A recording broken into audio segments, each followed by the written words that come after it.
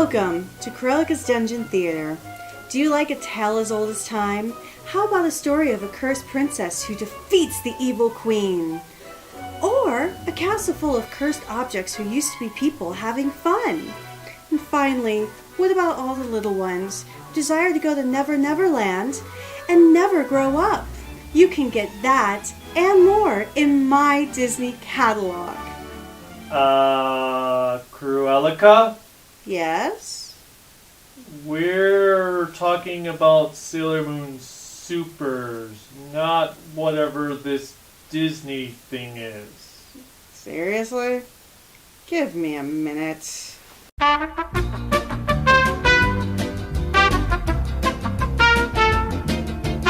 Well, I'm back.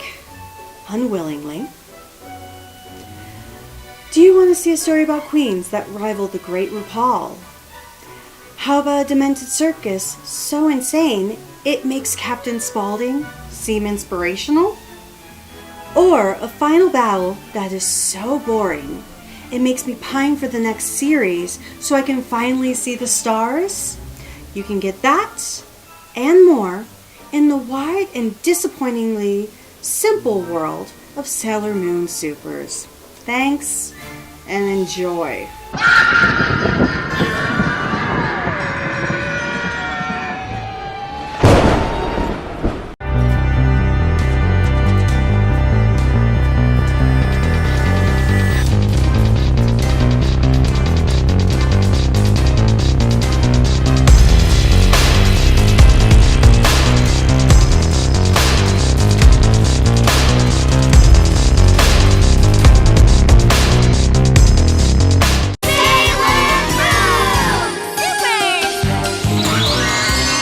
SuperS?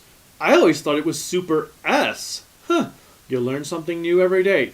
Whatever the case, as you guys should know by now, I am the Kaiju no Kami, for this is my coverage of the 4th season of Sailor Moon SuperS.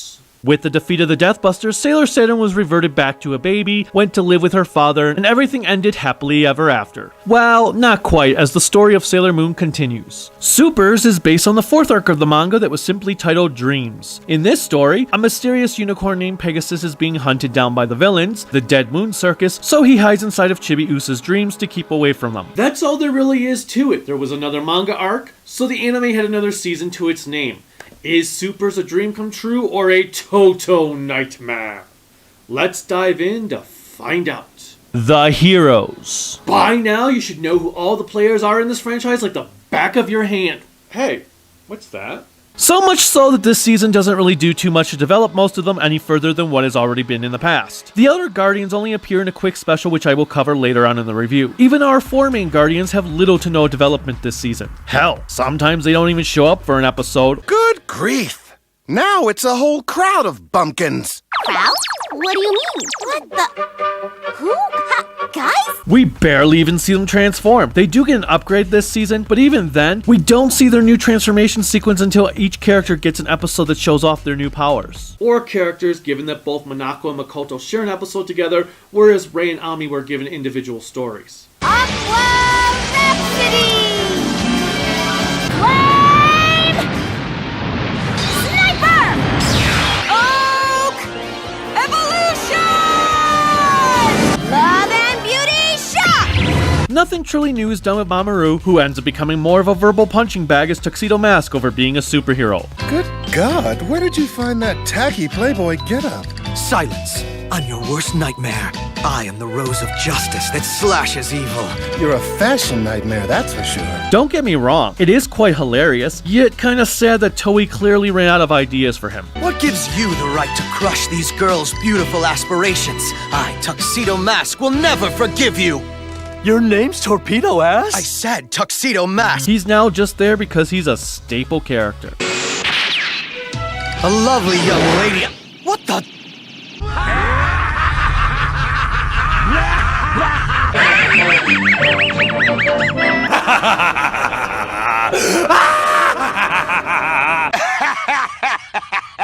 Even Usagi takes a backseat in character development this time around, as the main focus of this season is Chibiusa. I do like the chemistry between them. It is funny when Chibiusa will talk about something she heard, and Usagi will ask where she learned about that. Sometimes Sometimes you just have to hop on your white horse and go out there and find Prince Charming yourself. After that, whether you have a fateful encounter or not is up to you.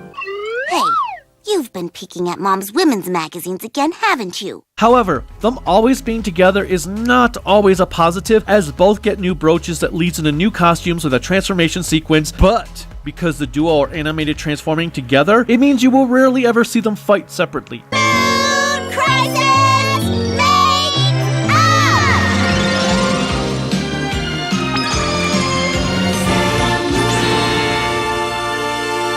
And when that rare moment does occur, there is no transformation sequence, since that would have required even more original animation, and we all know how Toei animators hate having to work hard. I think. I won't let you! Oh, so you're by yourself today? I am the pretty guardian who fights for love and for justice! I am Sailor Chibiusa! As I said earlier, the main plot of SuperS features Pegasus sneaking into Chibiusa's dreams, befriending her. He offers advice to her about life while she enlightens him with her big dreams, eventually finding herself infatuated with him. No! God! No! God, please, no! No! Pegasus is the one who provides the team with their updated gear, which for Chibiusa includes a special bell that summons Pegasus, while Usagi is given a new rod deemed the Moon Kaleidoscope to destroy the villains with.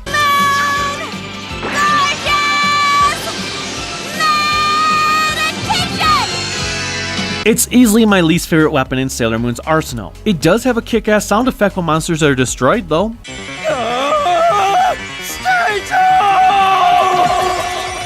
Now, Pegasus is an oddball because he is as flat as the cells he was drawn on for the vast majority of the show, until suddenly in the 31st episode of the season they finally start to develop him. I won't say what it is for those unfamiliar with this show. I like it. I think it was an interesting revelation and took what seemed a tad creepy into a much more sensible route, as all I was thinking about for half of the show was a scene like this. Polish my magic cord.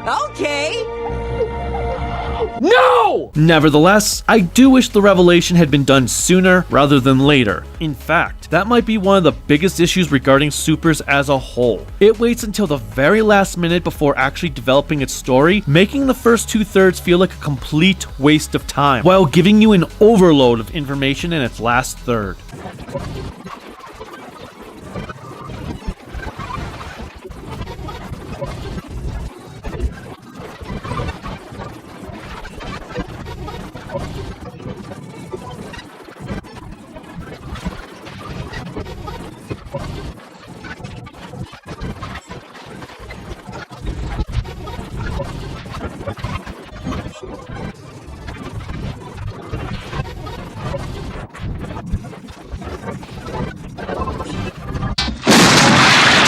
Artemis and Luna's daughter from the future, Diana, is introduced for the first time in anime form in this season. Luna and Artemis's? Yes, I'm Diana, their daughter from the future. Neo Queen Serenity gave me permission to come back in time to see Small Lady. The way the story starts out is quite hysterical as a mysterious kitten appears calling Artemis her dad, which Luna mistakes as meaning Artemis was cheating on her until they learn the kitten came down from Crystal Tokyo to be with Chibiusa. Artemis? What does she mean, father? Luna! It's bad enough you're drooling over other women. Now I learn you have a kitten I didn't know about! Beyond that, she's nothing more than a reason to spout exposition. Moving on, Usagi's dad remains unseen while her mother does appear frequently this time around. There's even an episode where one of the villains targets her, which was nice to see. You just look so much like my long-lost mother that for a moment I thought... Your mother? We do get to learn about Ami's dad very briefly as she receives a painting from him at one point. It's funny how Dad always sends his sketches instead of letters when he travels. There are no words attached to it. I can feel so much warmth and love from him. Umino and Naru are rarely seen this time around, while Matoki's sister Unazuki, who had a single appearance in each of the previous 2 seasons, becomes a more centralized character as she works at a restaurant our heroes like to hang out at on a regular basis. Careful! Don't go doing anything your mom and dad wouldn't approve of. I will say though, despite having a brief appearance, Naru has one of the best scenes of the show when one of the villains tries to seduce her. You sweet thing. Would you like to get a cup of coffee or something? Oh, there he is. About time. Hi, Naru! What is that? I've been waiting for you forever.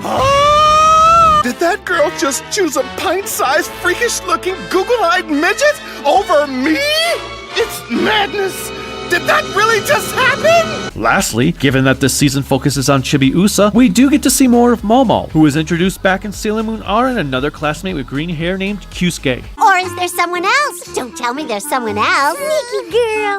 Oh, come on! Stop acting so stupid!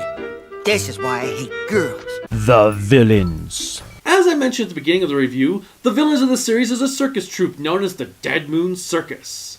We're in the Devil's Carnival! Welcome to Devil's Carnival! The Dead Moon Circus seems like a bunch of villains who just like to clown around.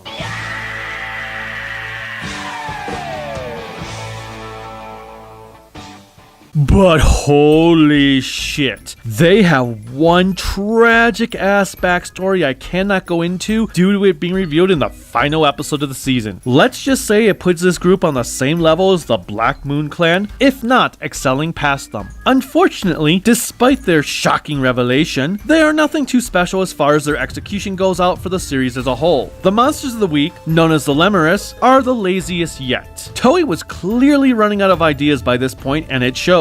Most of them show up in the last few minutes of an episode by that week's field commander and do very little. Welcome! You guys want to see me perform? That must mean you all have incredibly good taste in flying feats of skill! There's even one that gets killed before getting to do anything and even states as such. But I didn't even do anything! Stage out, Toge!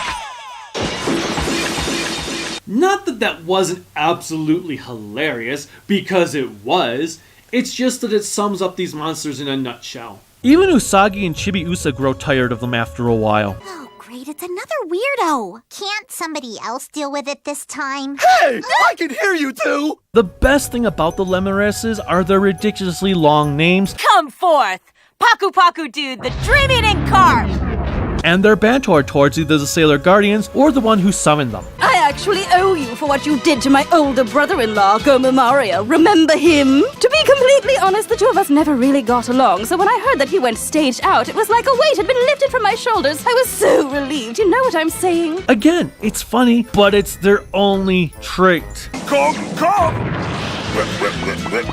Ah! Don't be coy, dude. Go gobble up that guy's ugly dream mirror. Now for our main attractions within the circus, we have their queen, Nehelenia, who is based on the forgotten Netherlands goddess. You and your people will never be able to comprehend the endless suffering I had to endure while being sealed away in that prison. What do you mean, you people? She is perhaps my second favorite villain of the franchise, as she is immensely fleshed out in the last 6 episodes of the show that would also continue on into the next season, along with being one of the reasons everything that happens, happened. Every time that I look in the mirror, dream on, dream on, dream on, dream on. I will say that the manga does go into more detail when handling her, so it is disappointing they don't divulge the whole story here. Nevertheless, she is basically the Sailor Moon equivalent to Maleficent. Before the sun sets on her 16th birthday, she shall prick her finger on the spindle of a spinning wheel and die.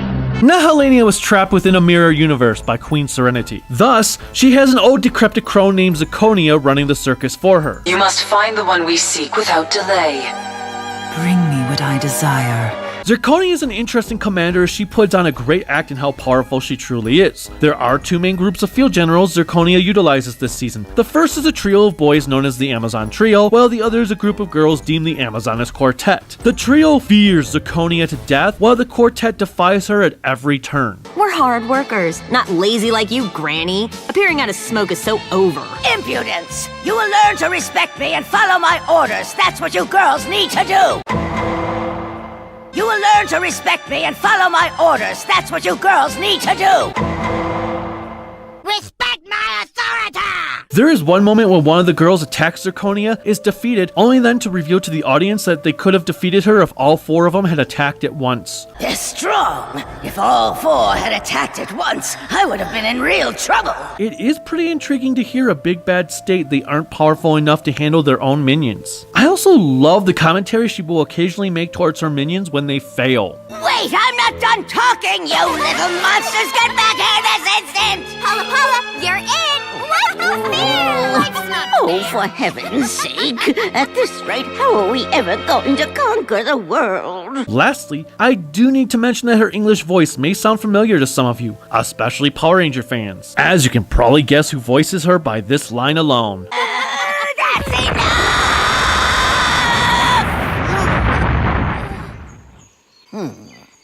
You give me such a headache. The Amazon Trio, which is made up by the flamboyant-looking Tiger's Eye, Hawk's Eye, and Fish's Eye, is tasked by Zirconia to find the person whose dream Pegasus is residing in by looking into that person's dream mirror. What a wonderful dream! Darn, no sight of Pegasus. As such, they will select a victim each week based on a series of photos that suits their tastes. Tiger's Eye prefers younger women, which includes girls like Naru and Unazuki. 1, 2, and 3. This also means things can get a little awkward with him in one instant where he found himself attracted to a child. Oh, look at this one. Her sharp little nose, that petite mouth, so cute. Wow, you're sick. I would praise the fact that this grosses out both Fish's Eye and Hawk's Eye, but then Fish's Eye does the same thing again later in the series. This one's intriguing.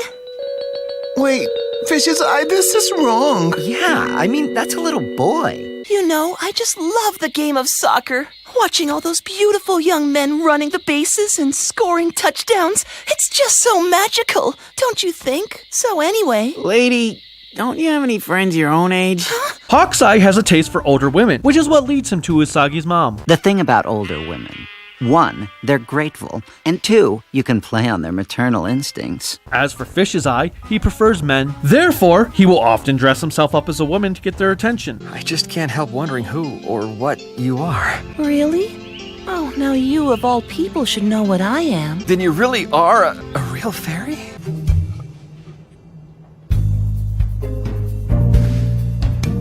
Still, there is one episode where he tells his target he is a boy and the target doesn't care. How would you like to become my exclusive model? I'm a guy. I don't care about that. To me, your beauty transcends gender. Boom, chicka, wow, wow. I do have to say that Fish's Eye is my favorite of the trio, as he is the most entertaining of the bunch, especially when Hawk's Eye and Tiger's Eye freak out from him at times. It's a guy. Finally! This is just the one I've been waiting for. I've always had my suspicions about you, Fish's Eye. Yeah, I'd say this clinches it. On the downside, he only has like 4 episodes to his name, while Tiger's Eye claims 2/3 of the 22 they are featured in. Say, when you're out there jumping and flittering about in those short skirts, do either of you feel embarrassed at all? Hey, have you? Not really. Me neither. It's very unbalanced. Additionally, for many of the episodes, half of it is spent with them at a bar depressed about their current endeavors. One scene I do like is when they're hanging out on a beach at an ice cream shop. There's a radio hanging inside the shop that's playing the music that plays in their bar. Now you listen to Mommy. We're here to have fun and we're going to have fun, so stop running off. Turn it back! I was listening to that! Yeah, well, who cares? It's my radio and I listen to what I want! The Amazoness Quartet is quite the opposite and far more energetic. They are a bunch of feisty kids who seem like they were ripped out of a Stephen King novel. Always remember not to forget. A child's dream is a dream they should never get. Always remember not to forget. A child's dream is a dream they should never get. Their names are Sere Sere, Vezvez, Junjun, and Pala Pala. After the trio has failed, Nahalania informs Zirconia that the dream mirror of the person Pegasus resides in will appear in gold instead of the normal pink color. The dream mirror of Pegasus's host will not look like anyone else's. It will shine golden because of the golden crystal. You think this is something they needed to know maybe much sooner, like at the beginning of the series, maybe? This allows the Quartet to attack as many people as possible without having to look inside each mirror individually, something that Pala Pala will take great pride in doing. I'm shot! Pretty neat, isn't it? It's called the Shotgun Special. Doing this is spawned from her laziness, as Pala Pala hates doing work. Furthermore, she is as ditzy as she is psychotic, as you can see here when she is playing with her dolls. Well, if your toothache is just too painful, then we'll just have to rip off your head! Ugh. feel good? See, I made everything better for you. And when she is telling a story to children. Then, he got killed by the sorcerer living in the woods. And then the princess got killed too. And then the sorcerer died, just because. And so everyone died happily ever after. God damn, Harley Quinn has nothing on her. Wow, the pain is gone. Thank you That so little much, pest might be dangerous. The Quartet work with the Dead Moon Circus in order to remain as children forever, as they feel growing up requires them to give up their dreams. Once again, the manga goes into more detail into their backstories that we do not learn here, which makes no sense since it is never explained in the anime why Zirconia puts up with their insults the way she does. This is all rectified once you discover why, though for all we know, that may not even be canon with this anime timeline. Lastly, they can even manage to rile Tuxedo Mask up. Find hope for tomorrow in a world of peace. Did you get that? Off a greeting card? That was a lot of words. I bet he doesn't understand them either. Do too. The animation and music. The animation and music remain what you would expect. There does seem to be some improvements in the animation department as backgrounds look a little bit more detailed than how they did in previous seasons, while animation models do seem to have more shading this time around. The new transformation scenes and attacks are clearly where most of their efforts went towards.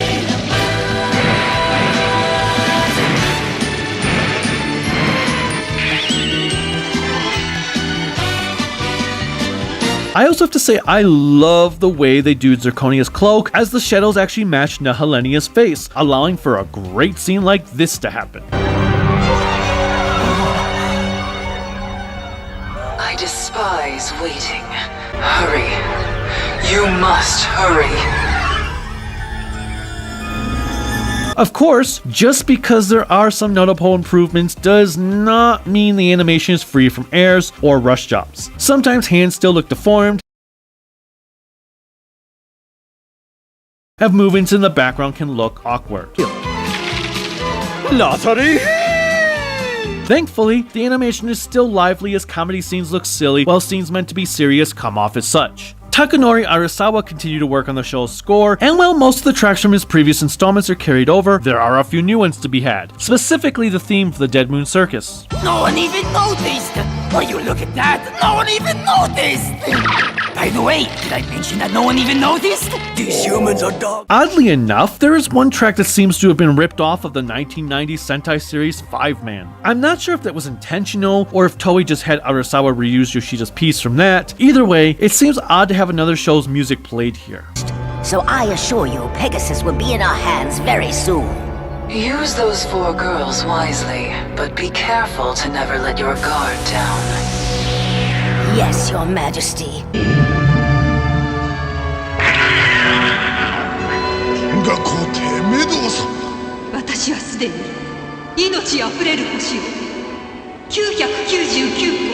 The opening theme continues to be Moonlight Legend, with a different set of singers taking over a quarter of the way through the show.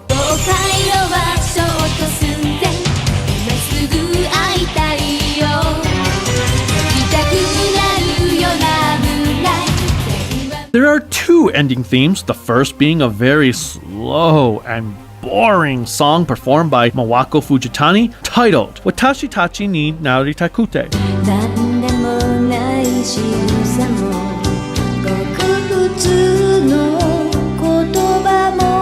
Luckily, halfway through the show, Meiu's superior Rashiku Ikimashu replaces it.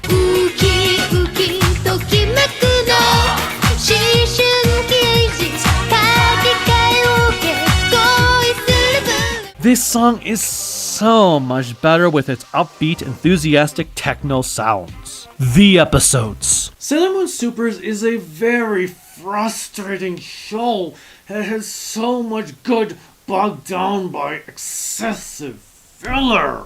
Out of the 39 episodes, about 10 of them revolve around the show's main plot, while the other 29-ish are nothing but filler material. That's not to say the episodes are not fun, as like the villains, they are, for reasons I have already demonstrated throughout this review, based on the commentary the villains often make regarding their plots constantly being foiled by the Sailor Guardians, and then the villain's grilling tuxedo mask on many occasions. There is a lot of personality spread between the Amazon trio, the Amazonist Quartet, and Zirconia to keep the audience engaged.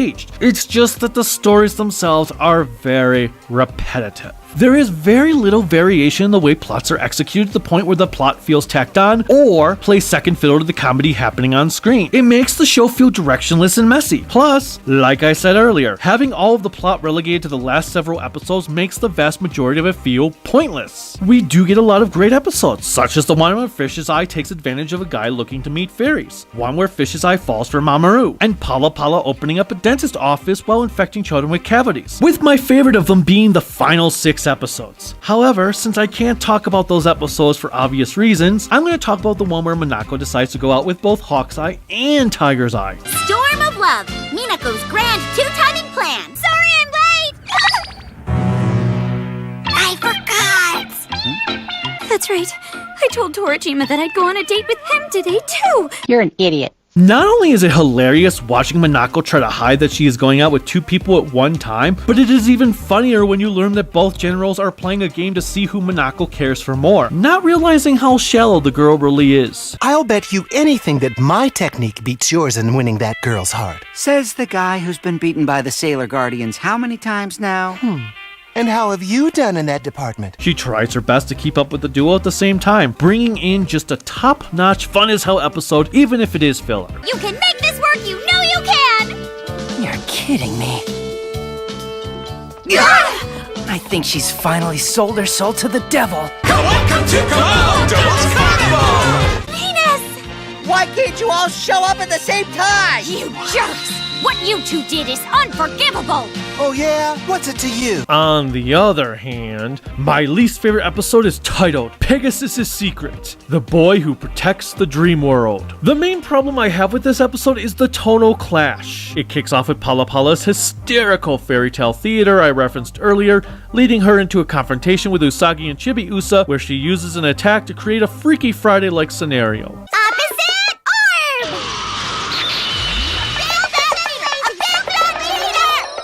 orb!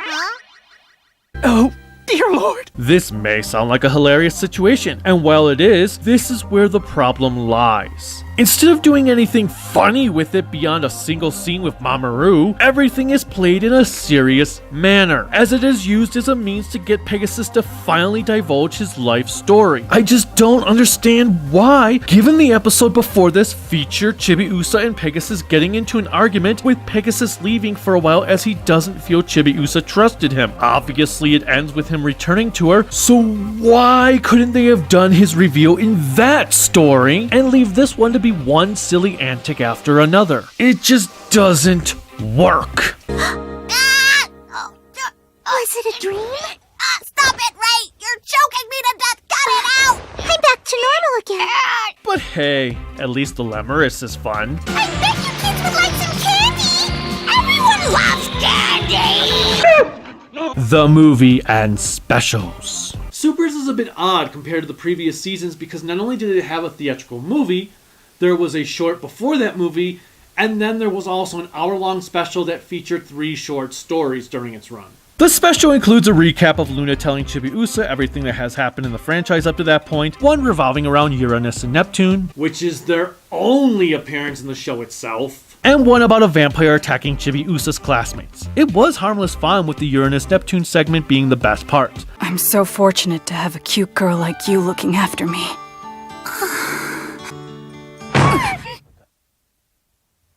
Thank you for your help, but I think I can handle it from here. The vampire story with Chibiusa is a bit weird considering everyone seems so calm at the aspect of their classmates going missing. Why aren't their concerned parents freaking out in this thing? I really hope that Ishihara's okay. I can't believe he didn't even call his parents. I smell a case here. Come on. Before the movie came a short called Ami's First Love. Ami's First Love features Ami passing a bunch of exams under the alias Mercury with perfect scores while someone using the name Mercurius does the same. Ami becomes infatuated with wanting to know who her rival is, finding herself under attack by a monster and thinking that monster is Mercurius. I'm known as the Great. You're Mercurius, aren't you? No! As I was saying, I am What a dirty trick. So the reason I've been feeling so lightheaded and falling asleep in prep school is all because of you, isn't it? Hey, are you listening? It's quite silly. Again, harmless fun. As for the movie... Oh god. This movie is an utter bore fest. It features a bunch of fairy-like boys playing the role of a Pied Piper to kidnap children for a queen named Badian. Let's all go to the lobby. Let's all go to the lobby. Let's all go to the lobby to get ourselves a treat. Chibiusa gets caught up in their ploy, leaving the other guardians to have to go to Badian's fortress to rescue her and the rest of the children. Give them back! Chibiusa and the others! Chibiusa? Oh, if you mean that girl, Queen Badian seems to be quite fond of her. Uranus, Neptune, and a not dead Pluto randomly appear because of course they do. Answering the call to a new threat, the Guardians of the Outer Planets are here to fight! The movie plays out like you'd expect it to, and that's that. It's pretty forgettable and, as I already stated, boring. The animation is easily the best part. Oh, and it did give us this great line. Are you stupid or something? A plan as dumb as that one is never gonna happen. You're bound to fail. All in all, while SuperS was a highly entertaining show, and the Dead Moon Circus are a pretty messed up band of misfits, the amount of filler can make a lot of the show just feel rather pointless. As such, I have no choice but to give it a generous 3 out of 5 grown-ups in spandex. Honestly, had it not been for the last 6 episodes of this season, my score would have been lower. This is the one arc I feel the manga did better with, even if it did get a little bit creepy at times, and I cannot wait until the Eternal adaptation comes out later on this year. Until next time, dream on.